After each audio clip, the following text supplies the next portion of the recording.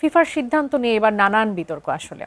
হ্যাঁ, সেই বিতর্কগুলোতে বিশেষ করে ডোনাল্ড ট্রাম্পের ফোন পেয়ে লাল কার্ড যে বিতর্কটা আসলে শুরু হলো, সেটি আসলে আমরা জানি যে একটা সময় ওয়ার্ল্ড কাপ ছিল খেলা, কিন্তু এখন সেটা হয়ে গেছে রাজনীতির বস্তু। জুয়া সেটার সাথে যুক্ত হয়ে যাচ্ছে, সেটাতেও আমরা পরবর্তীতে আসবো। একটু এই লাল কার্ড প্রসঙ্গ নিয়ে একটু জানতে চাই। ফিফা স্বপ্রণোদিত হয়ে এটি যখন আসলে ফোন পেয়ে যখন এটি আসলে চেঞ্জ করে ফেলে, সেটিকে কিভাবে দেখেন?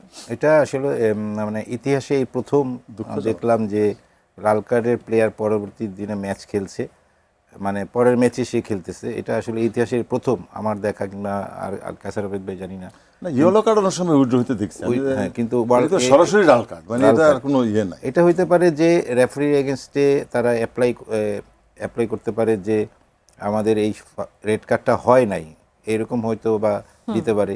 পাশাপাশি এটা তো সারা বিশ্বেই জানতে পারছে যে যেহেতু আমেরিকায় খেলা হচ্ছে, তাদেরকে একটু ফিফা কোনো না কোনো কিছুভাবে একটু অ্যাডভান্টেজ দিয়েছে, এটাও হইতে পারে। বাট সঠিক আমরা তো কিছুই জানছি না। আসলে এটা দেখা যে এই ম্যাচে রেড কার্ড খাওয়ার পরের ম্যাচেও সে খেলতেছে, তো এটা ইতিহাসে আমি প্রথমে বলছিলাম এটা ট্রল হচ্ছে, মানে যখন মানে বালাগানের বিষয়ে ট্রল হচ্ছে যে ট্রাম্প ফোন করছে, আরে ট্রাম্পের খায় কাম আছে ওই একটা প্লেয়ারের ফিফারে ফোন করবো এই রেড কার্ড। আমি বলছি ট্রল হইতেছে, এখন রিয়েলি যে তার মানে উইথড্র হয়েছে এবং সে মানে মাঠে নেমে গেছে।